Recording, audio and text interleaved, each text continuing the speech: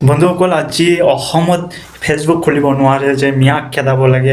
আজি মুখ্যমন্ত্ৰীয়ে কি ক'লে যে মিয়াক ভয় খুৱাব লাগে, মিয়াক অত্যাচাৰ কৰি থাকিব লাগে, আৰু মিয়াক মুখ্যমন্ত্ৰীয়ে যিমান দিনলৈকে আছে মিয়াক শান্তিত থাকিব নিদিব। কিন্তু মুখ্যমন্ত্ৰীয়ে এইটো এটা কথা মনত ৰাখক যে মিয়াও অসমৰে হিস্সা হয়। কিন্তু বাংলাদেশী যিবিলাক আছে এইবিলাকক ওলাই দিয়ক, কিন্তু এই খিলঞ্জীয়া মুছলমানক কিন্তু আপোনালোকে অত্যাচাৰ কৰিব নোৱাৰিব। খিলঞ্জীয়া মুছলমান অসমৰে হিস্সা হয়। আপোনালোকে মুছলমান বুলি ক'লে আপোনালোকে যে শান্তিত থাকিব নিদিব, কিন্তু মুছলমানো আপোনালোকে ইতিহাস খুলি চাওক যে সেই ভাৰত স্বাধীনত কিন্তু মুছলমানে বেছি শ্বহীদ হৈছিলে। গম পায়নে আপোনালোকে?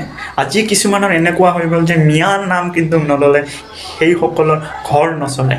আজি সেইসকলৰ ঘৰ নচলে, কিন্তু মিয়াৰ নাম যদি নলয়। আজি মিয়াই কিন্তু অশিক্ষিত হৈ থকা নাই। আজি মিয়াৰ ল'ৰাই কিন্তু ডক্টৰ বনি আছে, ইঞ্জিনিয়াৰ বনি আছে। আজি মিয়া অশিক্ষিত কিন্তু নহয়, মিয়াও আজি শিক্ষিত হয়।